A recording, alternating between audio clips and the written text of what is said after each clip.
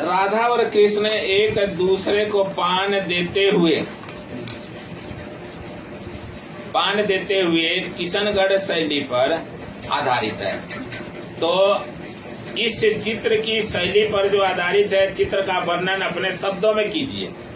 ये जो चित्र है किस प्रकार का चित्र है और इस चित्र का वर्णन अपने शब्दों में करना है, यानी इसको बढ़ा चढ़ा के लिखना है। निहाल चंद द्वारा चित्रित, ये सारे चित्रित किसने बनाया? निहाल चंद ने। तो निहाल चंद्र द्वारा चित्रित बना हुआ है। राधा और कृष्ण एक दूसरे को पान देते हुए किशनगढ़ शैली पर आधारित इस चित्र का चित्रण किया गया है। इस चित्र में राधा और कृष्ण एक दूसरे को पान अर्पित कर रहे हैं।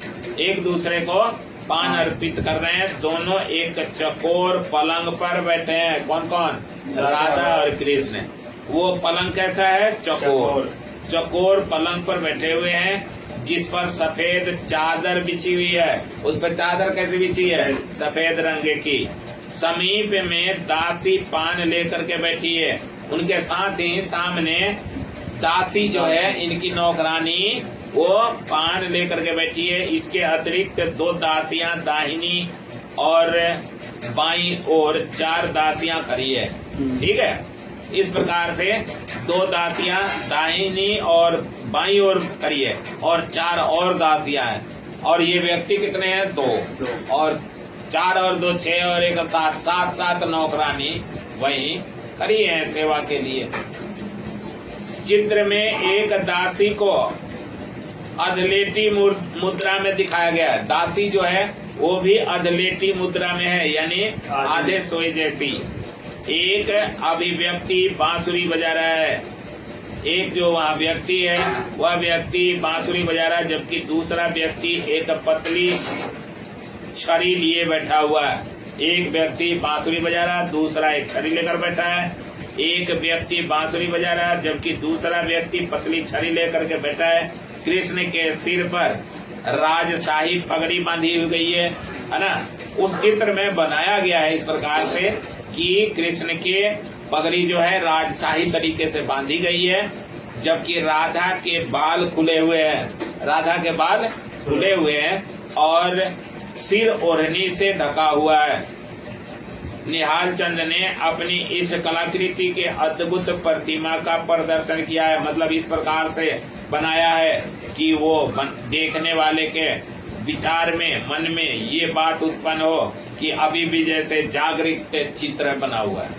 उनको देखने से पता चलता है कि वास्तव में अच्छे चित्रकार ने चित्रकारी किया। इस चित्र में चित्रकार ने प्रकृति बड़े सुंदर और आकर्षक रूप में किया है। मतलब प्रकृति का भी सौंदर्य बढ़ाया है निहाल चंद ने। और निहाल चंद ने प्रकृति का सौभाग्य दर्शाते हुए, सौंदर्य दर्शाते हुए इस चित्र का चित्रण किया है। और वहाँ कौन कौन बैठे हुए हैं? वहाँ कृष्ण जो सिर पर उनके पगड़ी बंधे गए हैं राजसी तरीके के माध्यम से। राधा वहीं बैठी हुई है, जिनके राधा के बाल खुले हुए हैं, है ना। तो इस प्रकार से, और सिर पर चुन्नी से ढकी हुई है।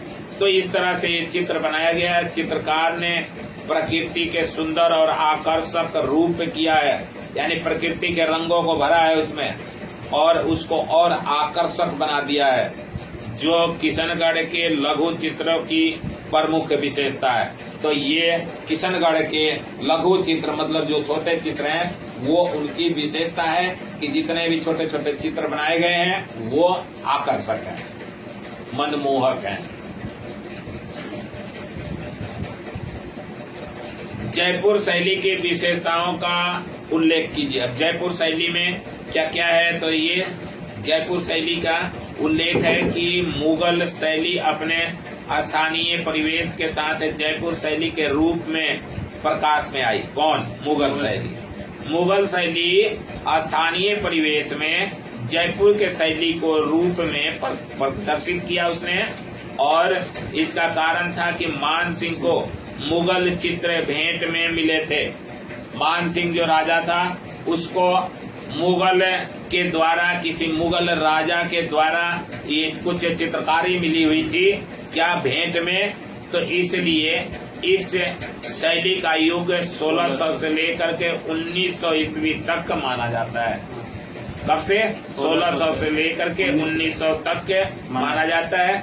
जयपुर शैली के चित्रों में व्यक्ति तथा श्रृंगार का सुंदर समन्वय मिलता है। इस शैली में, जयपुर शैली में चित्र जो बनाए गए हैं, व्यक्ति और उसके श्रृंगार, मतलब कैसा व्यक्ति पर किस प्रकार का श्रृंगार अच्छा दिखेगा, सुंदर दिखेगा, उसकी समन्वय को मिलाता हुआ वो चित्रकारी किया गया है।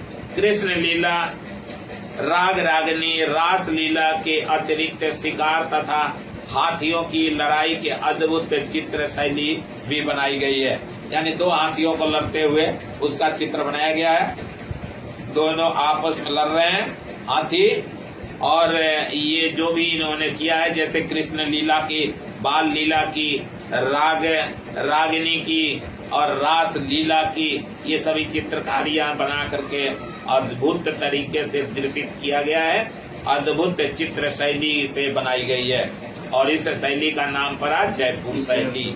और जयपुर शैली में ये कब से शुरू हुआ? 1600 से लेकर के 1900 ईस्वी में ये शुरू हुई और समाप्त हुई। मानव की जो आकृतियां बनाई गई है, इनमें जो मानव के चित्र बनाए गए हैं, उनमें चेहरे गोल बनाया गया है। इसके अतिरिक्त नारी पात्रों का चोली, कुर्ती, दुपट्टा, गहरे रंग का घेरदार लहंगा तथा कहीं कहीं जूती पहने चित्रित भी किया गया है। उनमें कुछ ऐसी भी महिलाओं को कोई जूती पहना करके खड़ा कर दिया गया, किसी के दुपट्टा, कुर्ता और ये गहरे रंग में घेरदार लहंगा पहनाया गया है।